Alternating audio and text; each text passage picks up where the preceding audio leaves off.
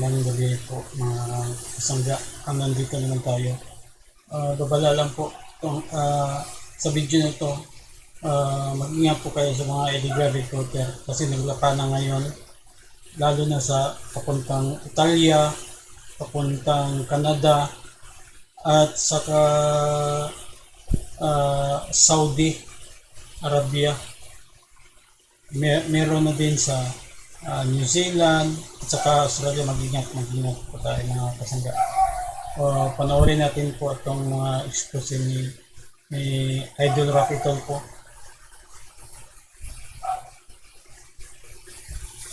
The Pinoy Care Visa Center, also representing themselves as opportunities abroad. This modus operandi was brought to my attention sometimes last year, where several OFWs in Hong Kong were hired into believing that they can work and live in Canada by applying for student visas. Before we proceed with the discussion, we would like to show some videos first to the committee.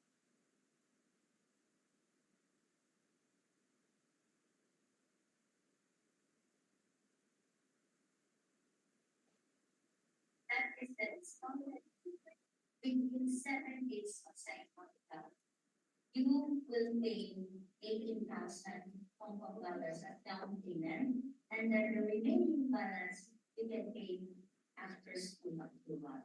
So a total of 22,000 Hong Kong dollars. But cash flow that you need to pay within 3 days. Pero all in na naman, doon na lahat yung 3 weeks, that's only for 18,000.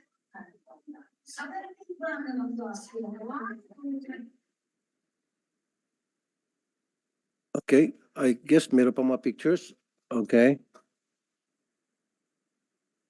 Tara na sa Canada. Yan yung Facebook page ni Nina Mabatid. And yan, makikita po natin sa yung picture. Yan.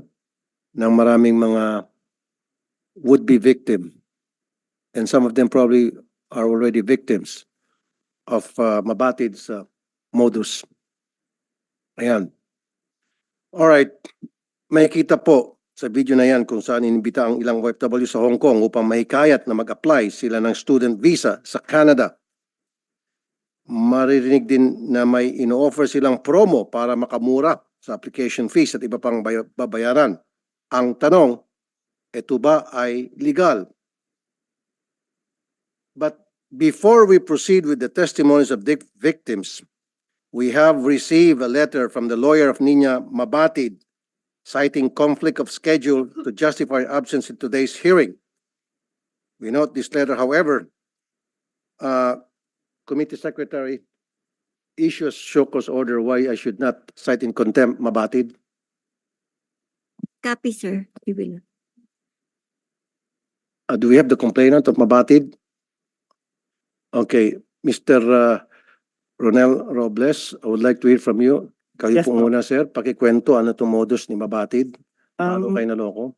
Sige po, sir. Ang ano po kasi niya, diskarte po niya, pumupunta po sa mga LGUs po namin na kada lugar. Doon po niya ako na-recruit at nagbayad po ako ng 104,500 pesos cash in. Then, nung ano po nun, marami po siyang promises sa amin eh. Yung 3 months process, pwede mo dalhin yung family mo sa Canada together with you pag nag-apply ka. Tapos, mayroon siyang pangako sa amin na hihiramin kami ng 1 million pesos para sa show money na gagamitin namin pagpasok sa Canada para ipakita na kaya namin mag-aaral doon. Kasi yun po yung pinilit niya sa amin eh, student visa. Then, Student visa kahit na hindi kayo mag-aaral. opo, kasi Ang purpose talaga ng pagpunta nyo para kayo magtrabaho. yes po, yun So, po ibig yung sabihin, pinaka-plan. magsisinungaling ho kayo doon sa application nyo. Papalabasin na kayo estudyante. Yun po yung kanyang ano, Okay. agenda. 104,000. Ano po to? One time na bigayan. Opo, kasi kakauwi ko lang po galing bansa nun eh. Actually, 5 years po ako sa Japan. Isa rin po akong OFW. So, kaya nung pag-uwi ko, marami pa po akong ipon. So, nung nag-conduct po sila ng orientation dun sa munisipyo namin, dun nga po nagbayad ako agad ng 100,400 sa kanya, cash po. Pero after po nung payment ko sa kanya, ano po, binigyan po kami ng isang envelope. Doon mo nakalagay yung MOA, Memorandum of Agreement. Kung saan po nakalagay dun sa pinakalas is whatever the reason, even death po, wala po kaming refund. And then nakapile pa rin po dun sa ilalim na bawal po kaming magsampa ng kaso sa kanila sa opportunities abroad. Kaya nung nabasa ko po yun, instant po bumalik ako dun sa kay Sir Adam, yung kanyang kumukolekta ng pera. Mhm. Hinihingi ko po agad yung yung pera ko sa kanya na, "Sir, hindi ko po gusto tong yung inyong MOA kasi parang lahat pabor sa inyo." Hindi niya po binigay yung pera kahit kakabayad ko lang. Okay. So doon sa MOA nakalagay na non-refundable kahit kailan, walang hanggang sa kamatayan. Yes po. And then hindi siya pwede idemanda kahit nagagawa siya ng kalokohan. Yes po, nakalagay po doon, malinaw na malinaw po. At buti naman po at natauhan kayo at winidraw niyo. Kaya lang, nung humingi na kayo ng refund, ayaw niya. Yes po, on the same day po yun, hiningi ko agad yung refund ko kasi sabi ko, ayoko po itong kontrata ninyo. Hindi pa man kayo nakapag-apply, di ba? Wala pa kayo nabigyan ng application sa kanya. Wala pa po So kahit dapat on the spot, mababalik agad yung pera niyo. Yes So po. ano pong binigay na reason ba't ayaw niya po ibalik? Sir, nabigyan na daw po niya ako ng official receipt. So, kung nabigyan na po siya, di punitin na yung official receipt, ibabalik yung pera. Wala po na siyang ayun lang po yung sinabi niya sa akin. Okay. Sino sunod? Magkakausap? Kayo po? Si Ma'am Mr. Joanne? Chair, meron din pong additional victims based in Hong Kong. Oh, sige, Yeah. sige. Meron tayong mga kausap, Comsec, from Hong Kong. Virtual. Meron ba tayong taga Hong Kong? Yes po. Miss Cherry? Yes po. Cherry Manuel, ma'am. Magandang Yes, umaga sir. po. Okay. Magandang umaga po sa ating lahat, Senator. Opo. Ma'am, pakikwento po itong nangyari sa iyo ng panloloko ni Ninya Mabatid. Ito po yung modus operandi or eskema ni Mabatid dito sa Hong Kong. Nagsimula po ito noong February 19 po. Dahil po sa kagustuhan kong magkaroon ng mabuting trabaho po, nangarap po ako mag-apply papuntang Canada sana. So nagsimula po ito nung naghanap ako ng agency through social media. At nakita ko ang posting ni Brian Kalagi na vlogger dito sa Hong Kong. Ang sabi dito sa posting ni Brian Kalagi is, Canada to be your new home in 3 months time, ni Ninya Mabatid. At free orientation seminar po ito, Senator. Nag-attend ako ng orientation noong February 19, 2023. Pinangakuhan kami ni Ninya Mabatid sa loob ng Sunbeam Theater. Ang dumalo is mahigit na 1,000 na personnel po na nasa Sunbeam Theater. Sa orientasyon na ito, pinangakuhan kami na makapagtrabaho sa Canada gamit ang student visa pathway. Pinangakuhan din kami na madadala namin ang aming pamilya. Tutulungan kami sa pagproseso ng immigrant visa with free processing fee. Kapag nandun na po kami sa Canada, pinangakuhan pa kami na papahiramin ng 1 million pesos. And she added po, according to her, I will take care the 1 million pesos as your settlement fund. Not to mention show money dahil bawal daw, according to her. Hindi niya binanggit sa orientasyon, kami ang mag-provide ng supporting documents sa 1 million pesos na ipapahiram niya sa amin. Naniwala ako sa kanya, according to Attorney Rusmark Gamalo, siya ay inappoint ng ating butihing ex-president Rodrigo Duterte na OFW consultant at isa din siyang counselor sa Mabolo, Cebu. Na-award din siya ng foreign investor ng Middle East. Wala siyang binanggit about sa MOA sa orientasyon. Hindi niya din binanggit ang mga list of requirements na napakarami. Nose bleeding. Saka lang nila ibibigay ang mga list of requirements kapag nakapagbayad na kami o ako ng nagkakahalaga ng 18,000 Hong Kong dollar plus LCIC na nagkakahalaga ng 731 Hong Kong dollar. na ang kabuuan ng spot cash na sinasabi niyang babayaran ng sa loob ng 3 araw is 18,731 Hong Kong dollar. Nagbayad ako through BDO nila. Ang pinangbayad ko ay inutang ko po sa bangko. Dahil nga nagmamadali sila na pabayarin kami ng 18,000 dahil meron lang limited na tao. Kinuha ko po ang aking resibo sa under the bridge ng Admiralty noong February 26, 2023 at doon kami pinapirma ng mga kasamahan kong OFW ng MOA na wala kaming kamuang-buang. Napakalaki ang nakasulat doon sa bond paper na no refund. Hindi nila inexplain. May pinakopya pa sa amin na isusulat sa Memorandum of Agreement na pinapipirma sa amin.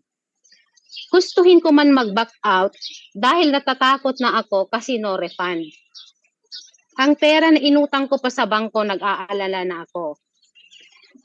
Nagsabi itong si Jean Mangas na staff ng Opportunities Abroad sa akin na bilisan daw namin pumirma dahil meron pa silang pupuntahan na iba. Ibang lugar na pagpapapirmahan nila ng mga Memorandum of Agreement. Ang MOA na ito, dahil tinanong ka kay Jean Mangas, paano namin ngayon makukuha yung MOA na ito? Wala namang pirma ang attorney at saka ang Opportunities Abroad. Ang sabi niya, ibabalik sa amin pagkatapos ng pagnonotaryo sa Cebu dahil may sariling lawyer ang PCBC Opportunities Abroad at ipapadala sa amin through courier. Lalo akong namangha at naniwala dahil ginamit niya ang mga malalaking pangalan na ito. Sorry to say that, pero nandito po kayo, Senator. Number 1, naniwala po ako dahil nandito ang pangalan niyo, Senator. Senator Raffy Tulfo, Senator Mig Subiri, Senator Tito Soto, Senator Bato de la Rosa, Boy Abunda, Willie Rebillame, Corina Sanchez, at Senator Manny Pacquiao. Pumunta sila dito ulit noong Kulang pa ata. 2018. Marami pa atang kulang. Marami pa po. Grabe naman. Sige po, go ahead. June Continue, ma'am. 18, 2023, through the help of Brian Kalagi, the vlogger in Hong Kong, para mag-orient sa pangalawang pagkakataon dito sa Hong Kong. Nagpatawag po kami ng pulis, kasama ko ang mga biktima para sakutehin siya at ibalik ang aming pinaghirapang pera na inutang pa sa bangko. Nangako siya na ibalik sa Philippine Consulate ng June 25, 2023. Kasama sina Attorney Daisy Mandap, 2 police attorney Rusmark Gamalio at Ninya Mabatid sa pirmahan ng agreement. Pero hindi siya sumipot noong June 25 sa konsulado na kasama si Conjen Tejada at saka MWO ala Antonio Villafuerte. On behalf of the victims, humihingi po kami sa Senado ng tulong na makamit ang hustisya sa ngalan po ng mga biktima at ibalik ang aming perang pinaghirapan at inutang pa sa bangko. Maraming salamat po. Maraming salamat po, Ma'am Cherry Manuel. Nagulat ako. Nabanggit pangalan ko at ang dami pang iba, pati si PRRD, dating Presidente Rodrigo Duterte. Yung ginawang panluloko sa iyo, halos kapareho lang ng panlulokong ginawa kay Ronel. Very clear na talagang magaling manggamit ng tao to at kanyang modus para makapanloko. Gusto ko lang i-remind po kayo, I think this was a couple of months ago, na last year, nasa process siya ng pag-hire ng mga would-be victims sa Tagum. Meron ba tayong video noon, Comsec? Hundreds nang umaattend, and then tinawagan ko yung PNP ng Tagum para pa-stop. Pinawi ko lahat ng mga aplikante, nagsilayasan. I think we have that video because live ko ginawa yun sa Wanted sa radyo when I received a tip na she was in Tagum recruiting. So pumunta yung pulis sa entablado at yung cellphone ng pulis, kausap ko siya, nilagay sa microphone at in-announce ko na manluloko yan, magsiuwi na kayo. At nagsiuwian yung mga tao at walang na biktima nung araw na yon. Meron tayong video? Sige, habang hinahanap pa yung video, meron pa ba tayong ibang victim na gusto magsalita? Meron pa? Ha? October 9, 2023. Meron tayo yung sa wanted sa radyo? Upload. For the meantime, meron pa tayong isang resource person. Si Ma'am Esther Bongkayawan, case officer sa Hong Kong. Okay. Sandali po, ma'am. I would like to acknowledge the presence of Senator J.B. Ejercito. Thank you for coming, Senator. Ma'am Esther, kumusta na po yung kaso diyan sa Hong Kong? I believe na kayo po ay nagsampa ng kaso laban dito kay Mabatid. Ano pong development, ma'am? Sir Rafi, magandang umaga po sa inyo at sa lahat na nandito ngayon sa inyong public hearing. Una sa lahat, maraming salamat po at nabigyan ng tugon ang kahilingan ng lahat ng mga biktima na mabigyang aksyon kaagad itong kaso na mula pa po noong June 2023.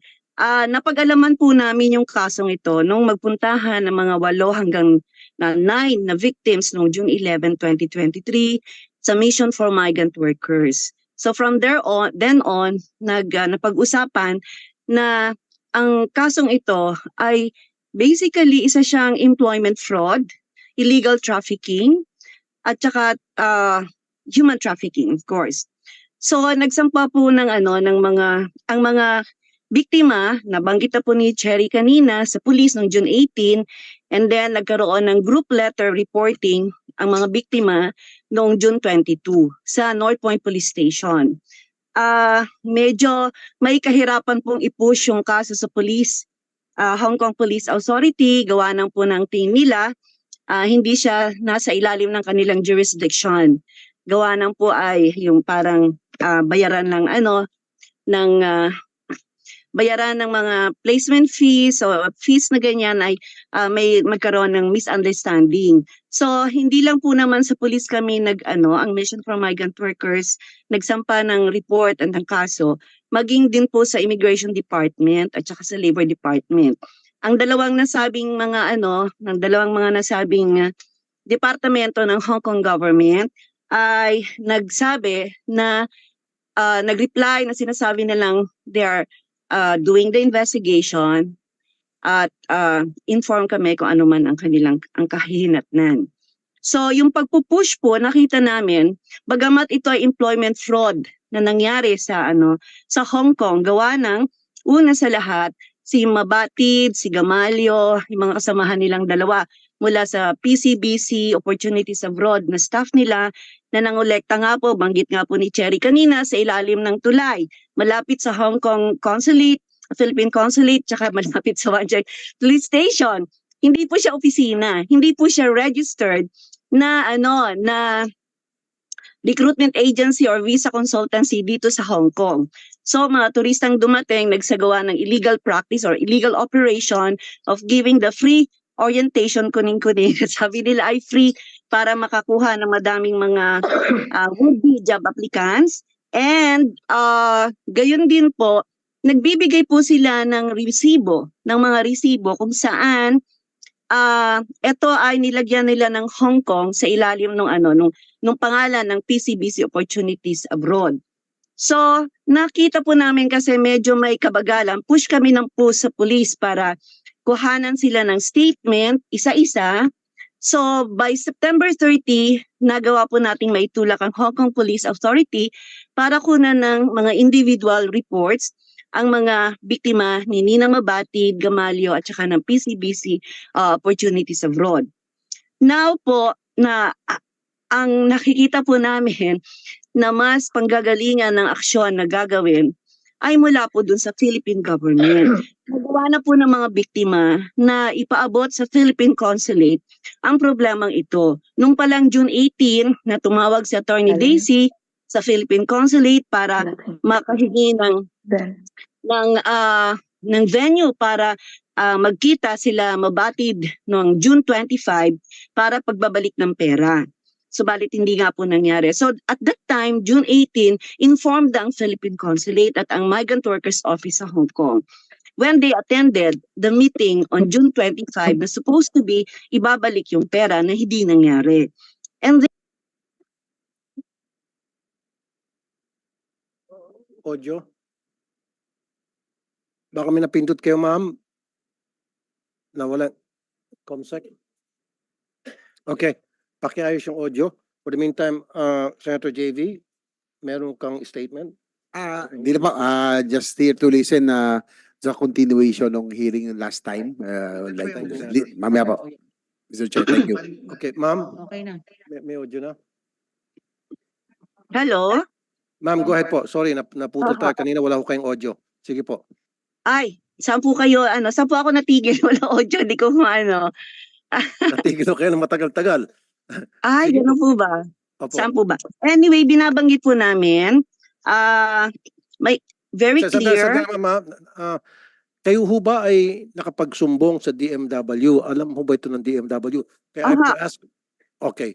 Andito si Undersecretary Bernard P. Olalia ng Department of Migrant Workers.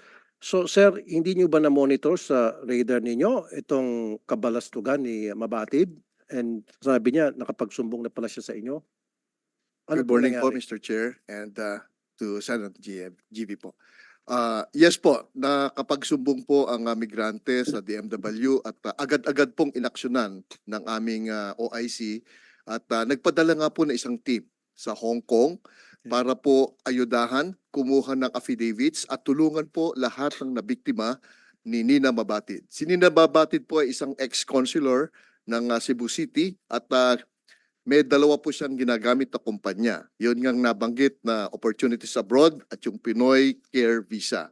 Ang kanya pong modus operandi ay mag-offer ng student visa papuntang Canada. Pero ayon po sa Canadian Immigration Policy, hindi po pwede dahil hindi po qualified yung mga inofferan niya ng student visa. No? At tulad po ng nasabi kanina, kami po ay tumulong at ni-refer po namin sa NBI. Nagsampa po tayo ng kaso mismo sa Cebu City dahil ginagamit po niya karamihan mga LGUs. No? So LGUs all over the country, ang kanyang connect ay minsan mga peso, yung mga officers po. No? At dahil dito, kami po ay nakipag-ugnayan sa halos lahat ng LGUs at sinabihan po namin yung mga peso na huwag pong i-entertain, huwag nilang i-accommodate yung request for any intervention regarding po sa offer for student visa with the end view of offering work in Canada. So yun po ginawa ng DMW. Kami po ay nakikipagtulungan ngayon sa NBI for the follow-up po ng mga criminal cases for estafa and illegal recruitment na sinampa po natin. Okay. Nabanggit po kanina ni ma'am na nagsumbong sila sa Hong Kong authorities at hindi sila pinakinggan kasi out of jurisdiction daw nila yon. Pero siguro kung government to government through the DMW, nakipagnayan sa Hong Kong authorities, baka pinakinggan. You did Yes. not do that, sir? Yung pong ating Migrant Workers Office po na headed by Elebor Attaché ay kasalukuyan pong nakikipag-coordinate sa Hong Kong government at inaalam po natin yung proseso. Medyo may technicality lang po kasi yung kanyang mga activities, although nagawa sa Hong Kong, yung iba po ay sa Pilipinas nag-umpisa. So inaalam po ng ating MWO sa Hong Kong kung ano po yung pinakamainam na paraan upang makasuhan po siya doon. So meron na po bang naisampang kaso sa kanya sa Hong Kong? Nasa MWO po natin, yes po, nakikipag-coordinate po ang ating Labor Attaché. So siguro po, iban na lang siya sa Hong Kong. Siguro ma-request niyo po sa Hong Kong government na wag na siya papasukin ng Hong Kong. I think that's the least you can do for now, sir. Meron na po tayong sulat sa BI, Mr. Chair, na wag po siyang payagang lumabas dahil may mga kaso pong nakaabang sa kanya at tayo rin po ay aktibo sa social media kasi ginagamit din po niya ang social media. Okay, ito. Facebook. Sorry. Ito na yung video.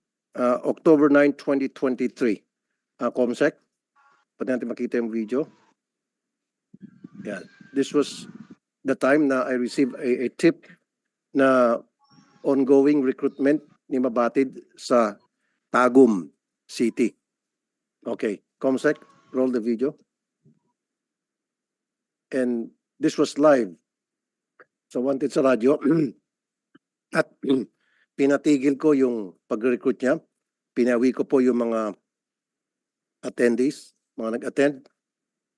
And fortunately, wala pong naloko ni isa dahil po sa pagtawag ko sa PNP. Comsec? Mabagal? Okay.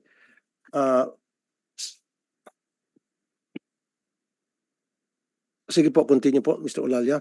Yes po. Tulad ng binabanggit ko po kanina, this person is actively engaged also in social media, particularly in Facebooks. So we coordinated with Facebook and request for the takedown of several posts, no, involving the offer for a student visa for employment in Canada. So marami na po tayo na takedown na post niya dahil nga po sa ganitong paraan niya. Okay, maraming beses na po tayo nakakarinig na nag-offer ng student visa abroad. Pwede kayo mabatid. Ano ba yung proseso ng student visa para sa kalaman ng lahat? When is it considered as legit and when it is not? Ako, napakaganda pong katanungan yan, Mr. Chairperson. Ano? Una po, ang DMW ay pinapalabas po natin sa labor advisory natin na never pong tatanggap ang isang tao na nais magtrabaho abroad ng student visa o kaya ay tourist visa. Kasi hindi po ito lehitimong labor migration pathway to any destination country. Isa po itong red flag. In fact, doon po sa programa ng Migrant Workers Office po namin at saka yung aming AIR dati, yung Anti-Illegal Recruitment Branch, kapag inofferan kayo ng tourist or student visa, red flag na po ito. Lalo na kung ang intention nyo ay magtrabaho abroad. Huwag na po ninyong patulan at isumbong na agad sa amin at nang kami na po ang gagawa ng paraan para makasuhan po natin yung tao. Salamat po. Comsec, ready na ba yung video? Hindi pa rin? Okay, for the meantime, meron ba tayong member ng NBI rito? NBI? Okay, si Ma'am Gonzales ng NBI. Siya yung sa Chief Human Trafficking Division ng NBI. Good morning, Chairperson. Si Paul Fred. Okay, special, anong sabi ng SI po? Special Investigator, Your Honor. Special Investigator Paul Fred Tumbali. Yes, Your Honor. Magandang umaga po, Executive Officer, Human Trafficking Division ng NBI. So, sir, nakarating na pala sa NBI itong mga kaso regarding mabatid. Ano pong ginawa ng NBI? Ano pong status? Sir, for filing na po yung case, Your Honor, since last week pa po, Your Honor. Ilan po yung complainant so far na receive? 13, Your Honor. 13 pa lang. Okay. Saan po ito mga complainant nito? From From different parts of the country, Your Honor. Some are from Ilocos, some are from Batangas, Cavite, and some are from Mandaluyong, from the NCR, Your Honor. Opo. Ano po yung kaso ng final kimabatid, sir? We will be filing a case for illegal recruitment, large scale, or it could be syndicated, Your Honor, since we have many perpetrators. And we will also be filing cases for staff, Your Honor. Okay. So 13 pa lang so far. Yes, Your Honor. On my end, Your Honor, because there is another agent who is handling, I think, 15, and it's also for filing, Your Honor.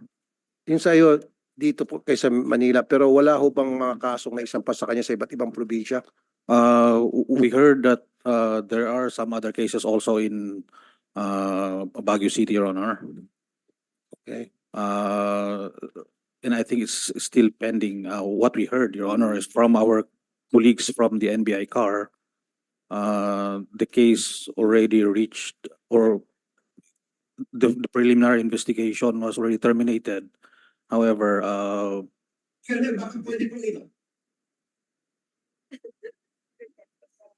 Okay. Sorry, Mr. Tumbali. Yes, Go ahead yes. po, sir. the preliminary investigation was already terminated. However, they filed a motion for investigation, which is now pending before the prosecutor's office of Baguio City, Your Honor. So nag-prosper yung kaso. Yes, Your Honor. Umakyat sa judge. Yes, Your Honor. So meron siyang warrant. There is supposed to be a warrant, but they filed a motion for investigation, Your Honor. That's why it was remanded to the prosecutor's office, Your Honor. Kaso na ibalik sa fiscal's Yes, office. yes, Your Honor. Okay, at ito po ay sa Baguio. Yes, Your Honor. Okay, so hindi po yung warrant na bawi. Yes, Your Honor. Nasaan yung video? Wala ba? Okay. Sige, roll video. Ayan yung pulis na si Captain Archel sa mikropono yung cellphone para boses ko mismo marinig nila. Okay. Magandang hapon po sa inyo lahat dyan sa Tagum.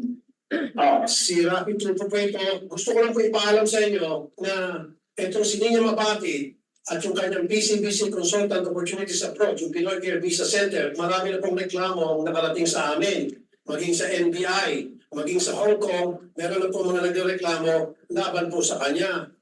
Nangako po siya na bibigyan ng student visa kayo papuntang abroad sa Canada at pautangin ng 1 million pesos interest free para yun ay gagamitin ninyo doon sa inyong supposedly tuition fee. Pero once nakapagbigay na po kayo ng pera, goodbye na po yung pera ninyo at hindi na po matutuloy yung pangako. Ganun po palagi ang nangyari. Kaya gusto ko ipaalam sa inyo, nasa inyo po yan. Kung gusto nyo pag-stay dyan sa venue, it's up to you. At least, nasabi po namin sa inyo na may problema po. Ito pong Pinoy Care Visa Center. Malaking problema po nito. Kanina po sa Senado, kausap ko lang po yung mga taga-DOJ at NBI at talagang sinabi nila may problema po si Nina Mabati at sa Pinoy Care Visa Center. Okay? So Captain, naiintindihan ba nila yun?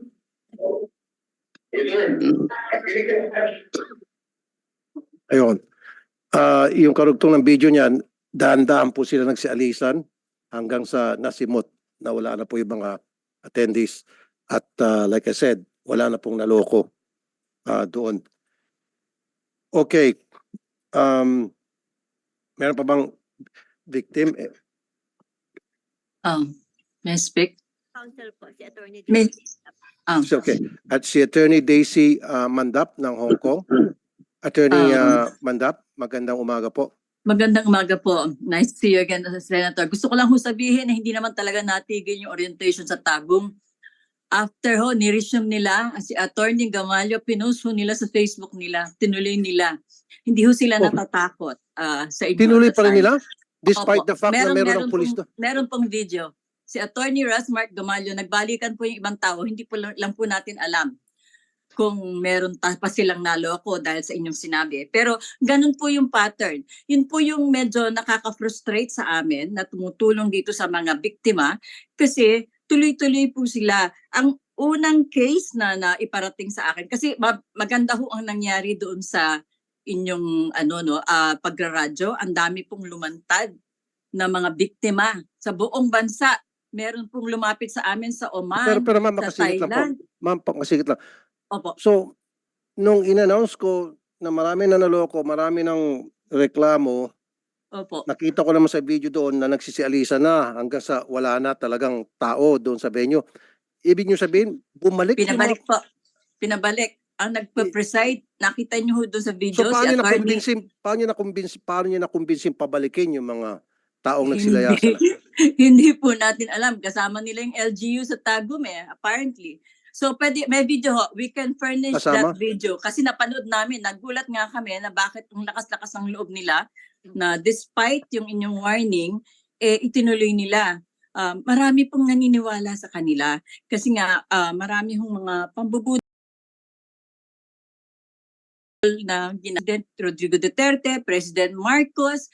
Hanggang ngayon ho, makikita nyo sa Facebook page ni Miss Nina Mabati na meron siyang litrato kasama kayo, si President Duterte na nakataas ang kamay niya. So, ang laking yun, influensya sa mga gustong mag-apply na ganun pala siya kalakas. Mayaman po siya, pinapakita niya lahat ng kanyang mga magagarang bahay, may bus pa siyang customized. Sobra pong daming pera niya, obviously, from what she shows on Facebook. Pero bukod ho doon, matagal na ho siya na nandito. Yung PCVC po, ang unang documented na kaso namin sa Cebu, 2014 pa. Isang retiree from Singapore, 57 years old, kinuha yung pera niya and then sabi niya sa amin, muntik na siyang mag-suicide dahil hindi na niya mabawi. Kahit na alam niya hindi siya qualified, he was 57. He was offered a pathway to Canada at that age. And then sa Hong Kong, nalaman namin, pumunta rin siya noong 2017 at meron siyang mga may victim. Ang dito, fully documented ito, may mga videos, may mga pictures ang lahat ng mga nagreklamo.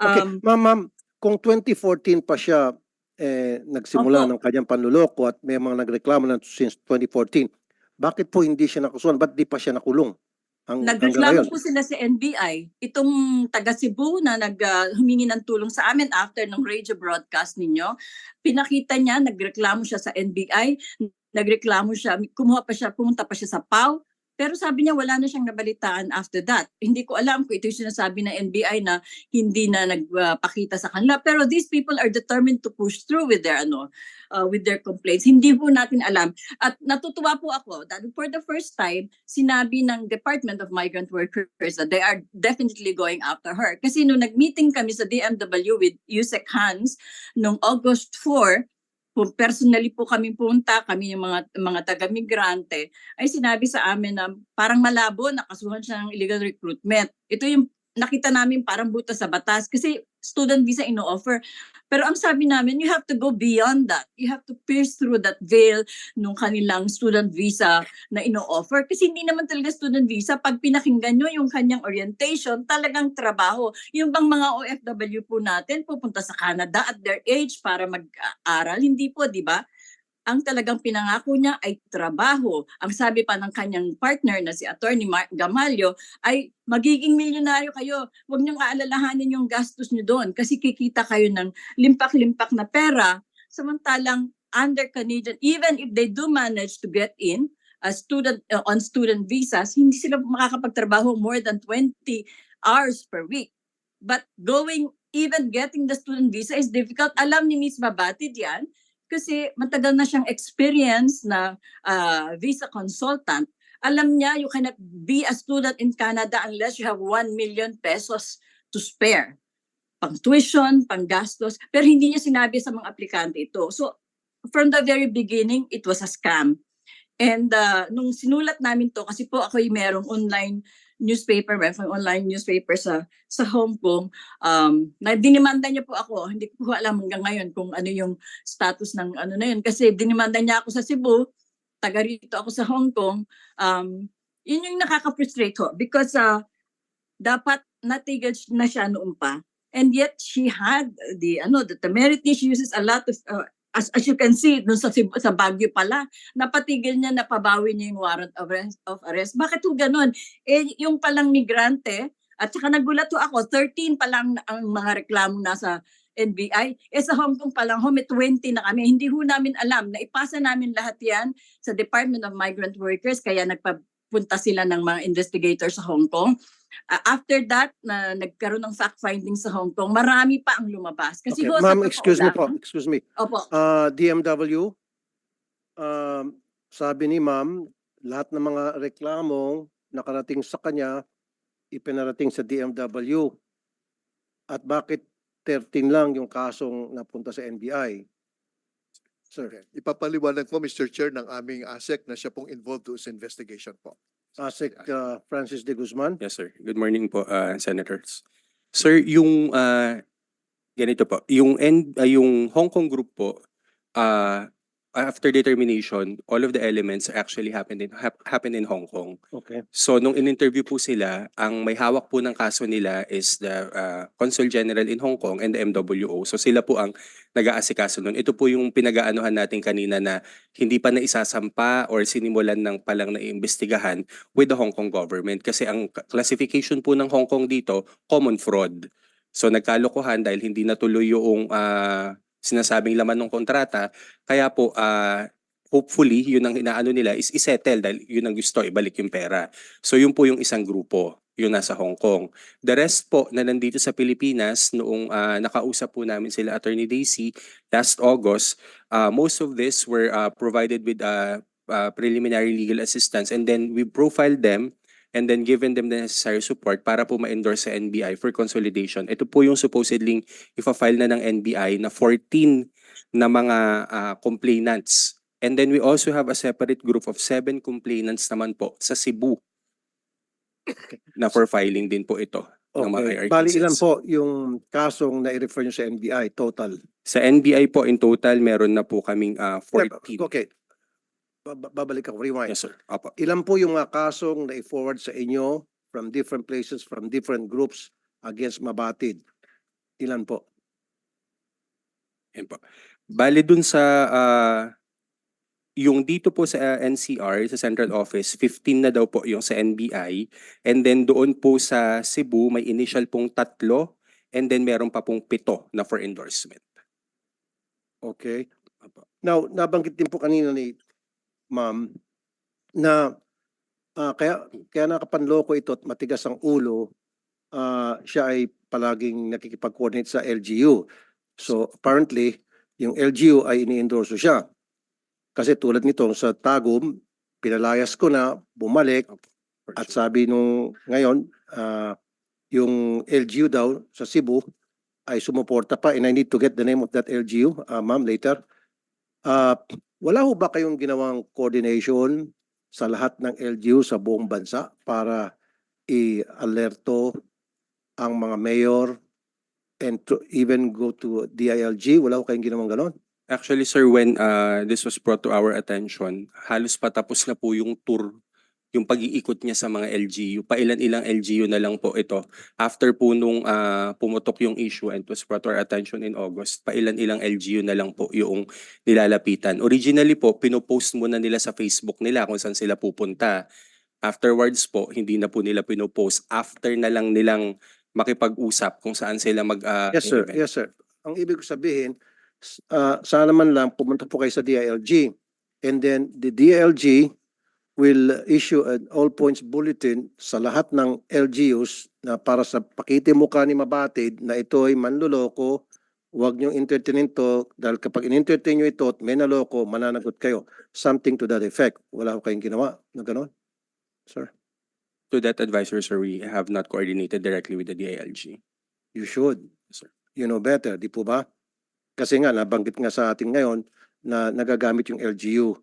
So, apparently, yung LGU tumutulong o nakakatulong sa ginagawa niya modus. Kasi kung ayaw ng LGU, kung na-informan yung LGU, ang LGU mismo ang tatawag sa PNP at ipapastaff yun. Hindi siya bibigyan ng permit doon sa kanyang venue. Diba? Kasi pag merong mga ganong klaseng event, kumukuha ata ng permit sa LGU. So, Mr. Chair, what we did is we coordinated with all the regional operations branches po natin, no? Nationwide. Ang ginawa po natin, kinausap natin yung mga RDs natin sa DMW at ang instruction po ay makipag-coordinate sa peso. Kasi yung peso po ang ginagamit sa LGU. So lahat po ng peso ay na-inform ng ating mga RDs, yung DMW RD, at sinabihan po sila na huwag papatulan, huwag i-entertain at huwag papayagan na mag-conduct ng seminar po si Miss Nina Mabatid regarding sa offer nila ng student visa. And they did. They did comply po at nakausap po nila yung mga peso po. okay. Pero sa mga ano po, sa mga mayors,